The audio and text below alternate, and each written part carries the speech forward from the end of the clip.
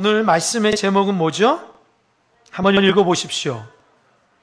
다 같이 시작. 하나님 생각, 내 생각.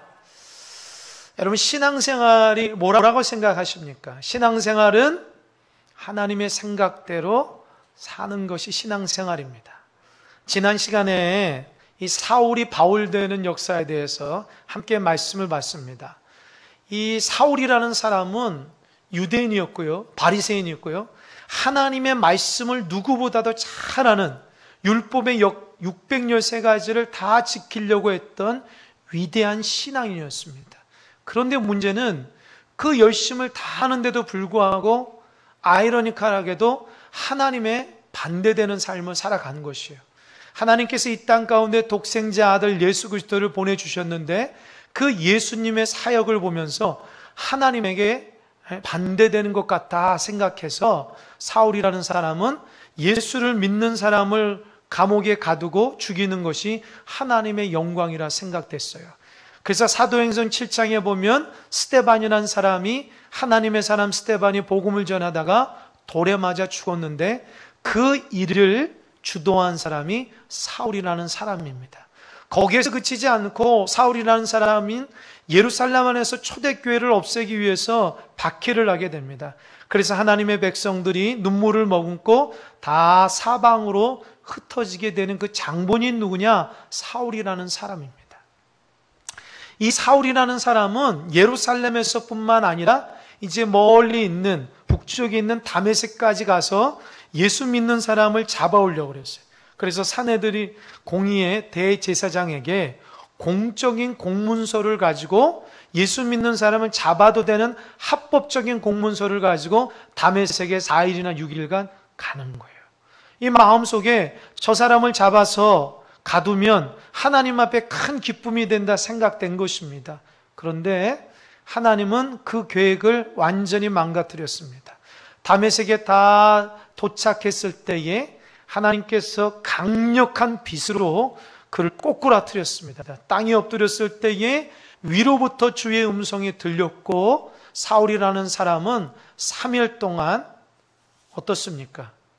암흑 같은, 감옥 같은, 아니 지옥과도 같은 그 암흑 속에서 3일 동안 보지도 못하고 먹지도 못하고 마시지도 못하는 그 3일 동안 아주 고통스러운 세월을 살아가게 됩니다.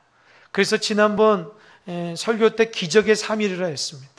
아무것도 볼 수 없습니다. 아무것도 할 수 없습니다. 아무것도 듣지도 못합니다. 아무것도 마실 수도 없습니다. 그런 가운데 하나님은 그에게 말씀하셔서 그의 인생을 새롭게 하도록 하나님 허락해 주셨어요. 이제껏 하나님을 살아가면서 예수 믿는 자를 핍박했던 것에 대해서 철저하게 회개하겠습니다. 그리고 예수님께서 그의 삶 가운데 나타나셔서 무엇이 잘못된지를 철저하게 드러내면서 그가 사울이 바울 되는 그런 역사로 삶이 바뀌게 되었습니다. 이제 하나님께서 사울이라는 인생을 이제는 하나님이 책임져 주시는 거예요. 그동안의 사울 멋대로 자기 생각대로 자기 마음대로 막 살았지만 이제는 하나님께서 그의 인생을 딱 붙잡고 그가 무엇을 하든지 간에 하나님의 영광의 백성이 될 수 있도록 책임져 주셨어요. 그것이 첫 번째로 하나님의 역사가 오늘 10절에 나오는 다메섹 아나니아라는 사람을 붙여줍니다. 이 다메섹에 회당이 30개 정도 있다고 합니다. 회당 안에 수많은 사람들이 예배를 드리죠. 그 예배를 드리는데 얼마나 신실한 사람이 있겠습니까? 하나님 입장에서는 사울이라는 사람이 변화되는데 결정적으로 그를 변화시킬 수 있는 사람이 누군가? 하나님은 다메섹에 많은 사람을 딱 보니까 아나니아라는 사람이 가장 신실하다고 생각했던 것 같습니다. 그래서 아나니아가 기도하는 중에 환상 가운데 하나님께서 말씀하시는 거예요. 아나니아야 하니까 아나니아가 주님 내가 여기 있나이다 말씀하옵소서. 아나니아는 평상시 하나님 앞에 기도할 때에 주님의 음성을 익히 들고 있는 기도의 사람이었습니다. 하나님의 환상 보여줄 때에 이것이 하나님의 환상이라고 분별할 수 있는 영적인 사람이었습니다. 여러분 기도하는데 주의 음성을 들어본 적이 있습니까? 여러분 기도하는데 하나님의 환상을 보여줬을 때에 이것이 하나님의 환상이라고 분별할 수 있는 사람이 몇이나 됩니까? 아나니아는 하나님 앞에 기도하면서 하나님의 역사를 분별할 수 있고 하나님의 뜻을 헤아릴 수 있는 믿음의 사람이었던 것이에요. 그래서 하나님께서는 아나니아에게 어떤 명령을 하냐면, 저기 사울이라는 사람이 있는데, 유다의 집에 있는데 5 사울이라는 사람을 찾아가라는 거예요. 그가 기도하는 중에 있다라고 말씀하고 있습니다. 아나니아 입장에서는 이해가 안 되는 것입니다. 하나님께서 아나니아를 찾아가지고 말씀하실 때에 아나니아는 하나님이 직접 말씀하셨기 때문에 얼마나 크고 하나님의 영광을 위해서 말씀하실까 기대하고 있는데, 웬걸이요? 하나님께서는 정말 기독교를 말살하려고 하는 사울이라는 사람을 찾아가서 안수해서 그 눈을 뜨게 하라는 거예요. 이해가 안 되는 것입니다. 하나님 앞에 항의하고 싶은 마음이 있는 거예요. 그런데 여러분, 12절에 보면 아주 중요한 부분이 나옵니다. 12절을 한번 다 같이 한번 볼까요? 사도행전 9장 12절 다 같이 한번 읽어보겠습니다. 시작. 그가 아나니아라는 사람이 들어와서 자기에게 안수하여 다시 보게 하는 것을 보았느니라 하시거늘. 여러분, 질문 하나 할게요. 그가 아나니아라 하는 사람이 들어와서 그러면 그가 누굴까요? 그가 누굴까요? 사울이라는 사람이에요. 지금 사울이라는 사람이 아무것도 보이지도 않고 먹지도 못하고 마시지도 않고 골방 가운데, 지옥 가던 골방 가운데 주님하고 단독해서 기도를 하고 있는데요. 회개 기도를 하고 있는데, 우리 주님께서 얼마나 구체적으로 그에게 기도의 역사가 일어나면, 기도하는 중에 아나니아라는 사람이 와서 자기에게 이렇게 안수할 때에 자기 눈이 뜰 것이라는 아주 세세하게 우리 주님께서 사울이라는 사람에게 말씀해 주셨어요. 여러분, 이 기도가 얼마나 위대한 기도인지 모릅니다. 여러분, 기도할 때에 하나님께서 앞으로 어떻게 해주시겠다고 들은 사람 있습니까? 우리가 기도할 때 하나님께서 이 문제 가지고 기도할 때에 하나님의 말씀하시고 구체적으로 역사하시는 거 듣는 것은 위대한 하나님의 큰 은혜입니다. 그러니까 하나님께서는 사울이란 사람이 그동안 예수님을 핍박하고 믿는 사람을 고통스럽게 했지만, 이제는 예수님을 위해서 하나님의 사람으로 살아갈 수 있도록 하나서부터 10까지 기도에 응답하시고 하나님의 뜻이 무엇인지 알고 앞으로 어떻게 나아가며 어떤 사람을 붙일 것이라고 하는 아주 세세하게 사울에게 말씀해주고 있습니다. 하나님의 강력한 손길이 사울이라는 사람에게 임재해 주신 겁니다. 여러분, 하나님이 그런 분이십니다. 하나님은요, 하나님께서 마음 먹으며 어떤 사람을 딱 선택하면 그 사람의 인생이 어떤 사람일지라도 하나님 앞에 사로잡히면 인생이 달라진 줄 믿으시기 바랍니다. 하나님께서 그에게 기도의 역사가 일어나게 하시고요, 앞으로 어떻게 일어날 걸 말씀하게 되고요, 그에게 앞으로 펼쳐지는 많은 것들에 대해서 계획이 돼서 말씀해 주실 수 있는 분입니다. 그런데 아나니아라는 사람은 이해가 안 된 거예요. 그래서 13절에서 14절 하나님 앞에 항변합니다. 하나님, 내가 듣기로는 사울이라는 사람이 예루살렘에서 주님을 믿는 성도들을 적지 않게 해를 끼쳤다고 들었습니다. 그 사람 중에 스데반도 죽었고요, 많은 사람들이 복음을 전하다가 사울이라는 사람에 다 도망갔습니다. 하나님 아시지 않습니까? 나는 보지 않았지만 많은 사람이 사울이라는 사람이 그렇다는 걸 익히 알고 있습니다. 그래서 나의 기도에도 사울이라는 사람이 다메섹에 들어와서 예수 믿는 사람을 잡아가려고 하는 정보를 듣고 그 사람을 위해서 중보하며 대적하며 기도하고 있었습니다. 그렇게 하나님 앞에 얘기하는 거예요. 아나니아 입장에서는요, 하나님의 사람이고 하나님의 뜻을 알 수 있고 하나님께서 가장 믿는다고 하는데도 불구하고 아나니아는 하나님의 뜻을 정확히 알지 못했습니다. 근데 여러분, 아나니아 입장에서는 맞아요.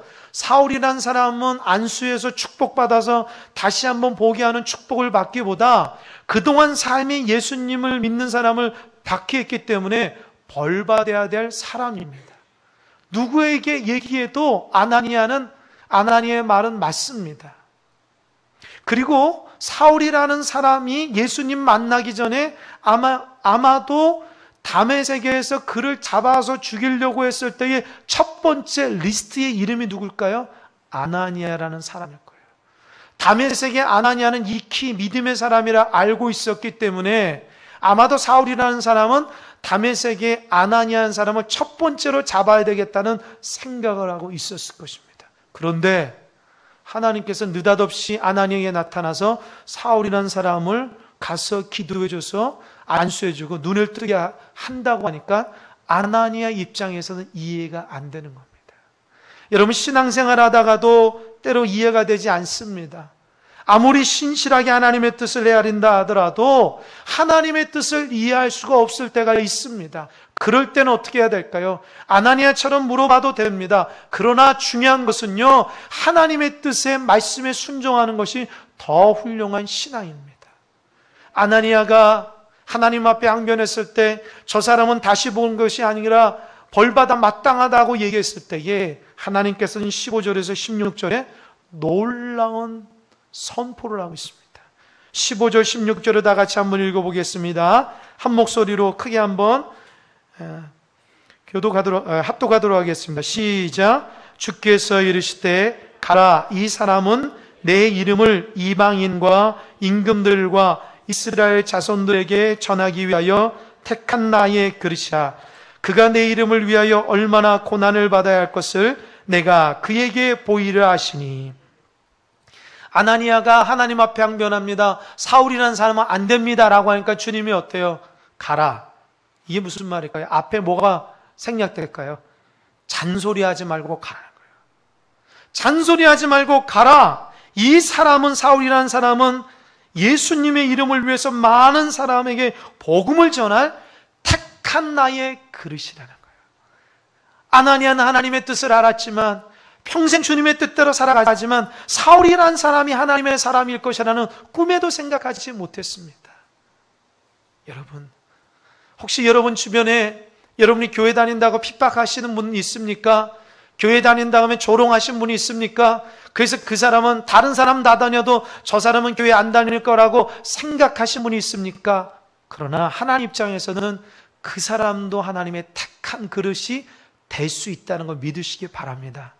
내 생각은 그럴지라도 하나님의 생각은 그 영혼을 위해서 사랑하고 그 영혼을 하나님의 품에 안는다면 하나님의 백성이 될 수 있습니다. 아마도 여러분 중에서도 예수님 믿기 전에는 교회 다닌 사람을 핍박하고 교회 다닌 사람을 안 좋게 생각하고 지나가면서 교회를 보면 한심한 곳이라 생각했던 사람도 있을 줄 몰라요. 그러나 여러분, 하나님의 은혜로 여러분 이곳에 와서 예배드리며 하나님 앞에 믿음으로 나아갈 때에 그 과거에 생각했던 것이 얼마나 잘못된다는 것을 아시지 않습니까?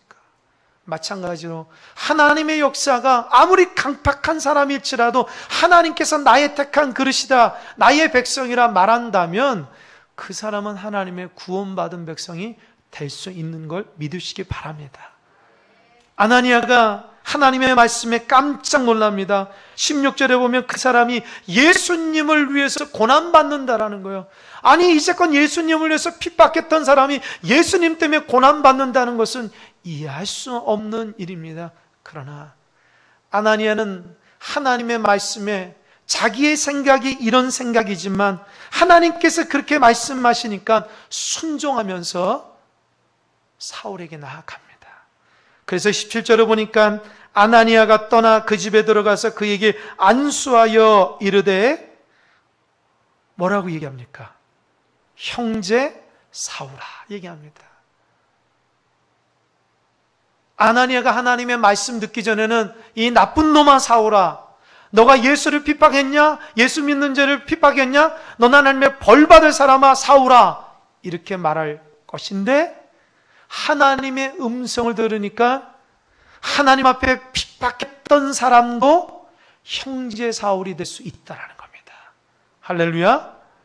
여러분의 눈에 믿지 않는 자들과 여러분의 눈에 세상과 역사를 바라보며 교회를 바라보며 하나님의 관점으로 바라볼 수 있는 영안이 열리시길 바랍니다. 내 생각은 이럴지라도 하나님께서 그 영혼을 향한 생각이 그렇다면 그저 아멘하고 믿음으로 나가는 것이 하나님의 백성의 도리입니다.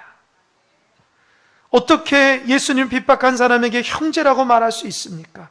어떻게 그 마음속에 미움이 있는데 마음속에 미움이 있고 저 사람은 벌받아 마땅하다 생각하지만 하나님께서 귀하게 여기니까 나와 똑같은 형제가 될 수 있는 것입니다. 그래서 아나니아에게 말합니다. 주곧 내가 오는 길에서 나타나셨던 예수께서 나를 보내어 너로 다시 보게 하시고 성령으로 충만하게 하신다 라고 하면서 사울이라는 사람이 아나니아라는 사람이 사울에게 안수할 때에 19절에 보니까 18절에 보니까 사울의 눈에서 비늘 같은 것이 벗겨졌다는 거예요.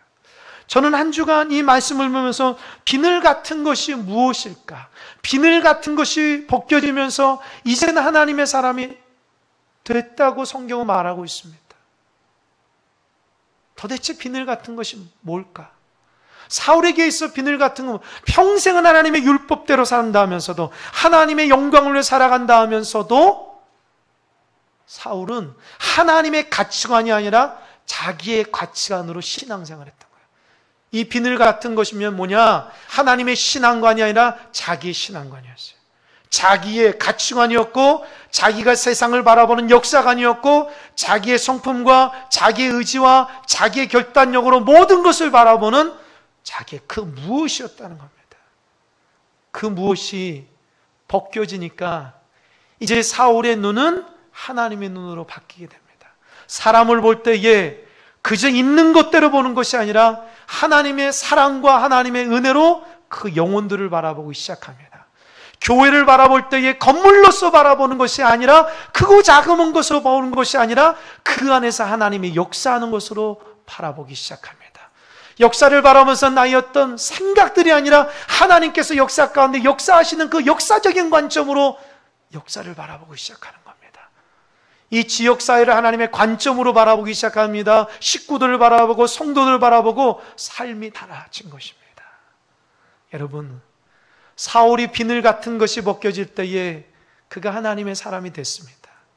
다시 얘기하자면 아나니아도 마찬가지입니다. 사울이 비늘 같은 것이 벗겨져야 되듯이 아나니아도 비늘 같은 귀에 듣는 것이 벗겨져야 됩니다. 아나니아는 사울이라는 사람이 예수님 믿는 사람을 공격하고 핍박했다는 것을 눈으로 보지 않았지만 누군가를 통해서 그 소리를 듣고 아, 사울이라는 사람은 나쁜 사람이야 라고 마음속에 품었어요. 여러분, 듣는 것이 다 중요한 것이 아닙니다. 하나님의 관점으로 보고 듣는 것이 중요합니다. 내가 누군가로부터 들었다고 해서 그것을 100% 믿는 것이 중요한 것이 아니라 하나님의 관점으로 믿음으로 듣는 것이 중요합니다. 비록 사울이라는 사람이 예수 믿는 사람을 결박하려고 했지만 하나님, 저 사람은 어떤 사람인가? 하나님으로부터 음성을 듣는 것이 중요합니다. 그러면서 이 말씀을 통해서 우리에게는 얼마나 실수하는 것이 많은가? 우리는 신앙생활 하면서도 나의 경험과 나의 신앙관과 나의 의지와 나의 결단과 나의 가치관으로 보는 것에 익숙하지 않습니까? 그것을 보면서 좋고 나쁘다 얘기하지 않습니까? 우리가 듣는 것으로서 좋다 나쁘다 판단하지 않습니까? 여러분, 신앙은 내가 보는 것으로 판단하고 내가 듣는 것으로 판단하는 것이 아니라 나의 눈이 하나님의 눈이 돼야 되고 나의 귀가 하나님의 귀가 될 때에 하나님이 원하시는 바른 판단력으로 신앙생활하는 줄 믿으시기 바랍니다. 우리가 변화되어야 됩니다. 그제껏 열심히 믿음으로 달려왔던 사울도 예수님 만나서 꼬꾸라져서 보는 것이 달라졌습니다. 하나님의 사람이라고 하는 아나니아 사람도 익히 하나님의 음성에 익숙하지만 사울이라는 사람을 보면서 판단할 때에 하나님의 가치관대로 판단하지 않습니다. 똑같습니다. 목회자인 저나 여러분들도 다 똑같습니다. 하나님의 관점으로 보고 하나님의 관점으로 말하고 하나님 관점으로 들어야 되는데 어느 순간부터 내 가치관과 내 기준과 내 느낌과 내 성격대로 보고 듣고 말하는 것이 익숙한 것이 우리의 신앙의 모습 아닙니까? 변화되어야 됩니다. 사울이 안수를 통해서 새롭게 돼서 건강하게 돼서 어떻게 된지 압니까? 20절 보십시오. 즉시로 각 회당에서 예수가 하나님의 아들이심을 전파했다는 거예요. 놀라운 일이 일어났습니다. 하나님께서 믿어줬어요. 하나님께서 그 사람이 반드시 변화될 것이고 나의 이름을 위해서 복음을 전할 사라고 아나니아한테 얘기했는데 하나님의 그 말씀이 그대로 응답되는 거예요. 회당에 가서 예수 믿는 사람을 잡아서 예루살렘으로 데리고 가려고 하는 것이 아니라 오히려 회당에서 사람들에게 예수님이 하나님의 아들이라고 복음을 선포하는 거예요. 사람들이 기절초풍하는 거예요. 분명히 잡아간다고 했는데 자기 입으로 얘기하는구나. 그러면서 9장 이후로부터 사도 바울은 예수님의 복음을 전하면서 고난을 만나게 됩니다. 여러분, 하나님이 말씀하시고 봤던 게 맞습니다. 사울이 아니면 아나니아가 보고 들은 것이 중요한 것이 아니라 하나님이 어떻게 보고 하나님이 어떻게 들은 것이 중요합니다. 어리석은 자는 하나님의 관점으로 듣지 않습니다. 하나님의 관점으로 보지 않습니다. 하나님의 관점으로 말하지 않습니다. 그러나 하나님의 사람은 하나님의 관점으로 보고 하나님의 관점으로 듣고 하나님의 관점으로 말하고 하나님의 관점으로 신앙을 품고 있습니다. 그것이 하나님께서 우리에게 원하는 신앙의 삶입니다. 말씀을 준비하면서 어느 글을 읽었을 때에 제 마음에 감동이 있었습니다. 한번 들어보십시오. 미국 시골의 통나무집에 한 병약한 남자가 살았다고 합니다. 그 집 앞에는 큰 바위가 있어서 그 바위 때문에 늘 집에 출입이 너무 힘들었다고 합니다. 그래서 그분은 예수님 믿는 사람이었기 때문에 하나님 앞에 기도했다고 합니다. 하나님, 이 큰 바위를 좀 옮겨주십시오. 나는 몸도 약하고 집에 출입하기도 힘드니다. 그랬더니 하나님께서 어느 날 꿈에 나타나서 말씀하셨다는 거예요. 사랑하는 아들아, 집 앞에 바위를 매일 밀어라. 그렇게 얘기했대요. 하나님의 말씀이 있고 나니까 그 병약한 남자가 매일 희망을 가지고 바위를 시간 날 때마다 밀었다는 거예요. 그런데 자그마치 1개월도 아니고 8개월 동안 날마다 시간 날 때마다 큰 바위를 밀었는데 어느 순간 마음에 회의감이 들었다는 거예요. 왜냐하면 바위의 이치가 1cm도 변화되지 않았기 때문입니다. 8개월 동안 밤낮으로 그 바위를 밀고 밀었지만 정말 1cm도 옮겨지지 않는 것 때문에 너무 힘들고 너무 마음에 상해가지고 어느 날 기도하며 엉엉 울었다고 합니다. 하나님 앞에 엉엉 울었다고 합니다. 그때 하나님께서 울고 있는 그에게 나타나셨습니다. 사랑하는 아들아, 왜 그렇게 슬퍼하고 우느냐? 그랬더니 그 남자가 얘기합니다. 하나님 때문입니다. 하나님 분명히 저에게 그 바위를 옮기라고 얘기해서 내가 그렇게 8개월 동안 쉬지 않고 열심을 다해서 몸도 약한데도 계속해서 움직이지 않았습니까? 그런데 8개월 동안 1cm도 안 옮겼습니다. 하나님, 이게 뭡니까? 하나님과 따지기 시작합니다.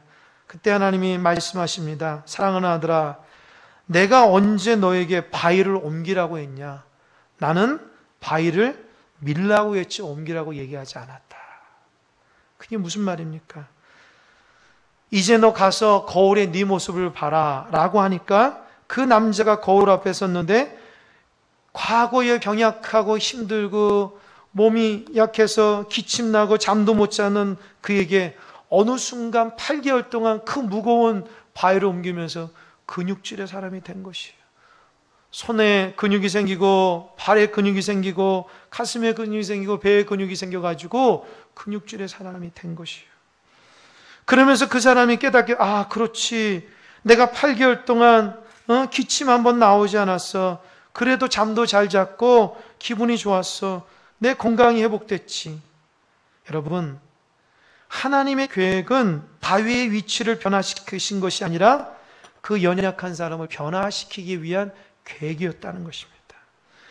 그의 변화는 바위를 옮기는 것이 그의 목적이 아니라 그가 바위를 밀면서 자기의 연약한 부분이 치유가 되고 회복되는 것이 하나님의 뜻이었습니다. 우리는 신앙생활하면서 바위를 옮기려고 무던히 노력하고 최선을 다합니다. 그러나 하나님 입장에서는 하나님의 뜻대로 순종만 하면 됩니다. 기도만 하면 됩니다. 그리고 믿음대로 행하면 됩니다. 하나님께서 그 일을 통해서 우리에게 어떠한 뜻이 있다는 것을 알려주시는 겁니다. 신앙은 내 뜻대로 내 계획대로 되는 것이 아니라 하나님의 생각과 하나님의 계획이 내 삶 가운데 펼쳐지는 것이 신앙생활입니다. 이제껏 여러분의 신앙생활은 어떻습니까? 여러분 주관대로 하지 않았습니까? 이제는 하나님의 뜻대로 하시기 바랍니다. 하나님의 뜻대로 살아가는 것이 참된 신앙의 삶입니다. 하나님이 원하시는 대로 내 그 길을 걸어가는 것이 중요합니다. 무엇인가 되기 위해서 사울처럼 열심히 했지만 오히려 하나님의 반대되는 삶을 살아갈 수 있습니다. 영적으로 뛰어나다 해서 아나니아처럼 하나님의 음성이 익숙했지만 죄인들을 보면서 하나님의 관점으로 바라보지 못하는 교만한 사람이 아나니아 사람이었습니다. 우리는 하나님의 관점으로 보고 하나님의 관점으로 들어야 됩니다. 그럴 때 하나님께서 그를 통해서 역사해 주시는 겁니다. 이사야 55장 8절과 9절을 이렇게 얘기합니다. 이는 내 생각이 너희 생각과 다르며 내 길은 너희의 길과 다름이니라. 여호와의 말씀이니라. 이는 하늘이 땅보다 높음 같이 내 길은 너희 길보다 높으며 내 생각은 너희 생각보다 높다. 여러분은 땅의 생각을 갖고 있습니까? 하늘의 생각을 갖고 있습니까? 여러분 신앙생활하면서 하나님의 생각이 하늘의 생각을 가지고 신앙생활 하시기 바랍니다. 뭔가 믿음으로 갔는데 나중에 이게 아니었네. 그게 아니라 힘들고 어려워도 하나님 말씀에 순종하고 믿음으로 주님 앞에 나아갈 때 하나님의 일하심을 바라보며 마음에 기쁨과 감사가 일어나는 복 있는 주님의 거룩한 백성이 되기를 주님의 이름으로 축원합니다. 기도하겠습니다. 귀하신 아버지 하나님, 우리는 여전히 내 생각이 중요하고 내 감정이 중요하고 내 신앙이 중요하다고 고백합니다. 그러나 아버지 하나님, 하나님은 너 생각이 중요한 것이 아니라 하나님의 생각이 중요하고 하나님의 바라보는 그 관점이 너의 관점이 돼야 되고 하나님의 그 놀라운 음성을 들을 수 있는 귀가 있어야 되며 하나님의 입술에 대해서 하나님의 복음을 전해야 되고 마음에 품는 것이 내 품이 아니라 하나님의 품이 되어야 된다고 강조하고 있습니다. 하나님, 그동안 우리가 하나님의 반대되는 삶을 살았다면 용서하여 주시옵소서. 이제는 하나님의 뜻대로 순종하며 살겠습니다. 하나님의 가치관대로 살겠습니다. 보는 것도 주님의 관점으로 보고 듣는 것도 하나님의 관점으로 듣고 말하는 것도 주님의 관점으로 말하겠습니다. 그래서 하나님이 기뻐하시는 믿음의 종이 되겠습니다. 그래서 우리가 가는 곳마다 하나님의 영광을 드러나는 우리 큰사랑교회 모든 교인들이 될 수 있도록 축복하여 주시옵소서. 감사하고 이 모든 말씀 예수님의 이름으로 기도하옵나이다. 아멘.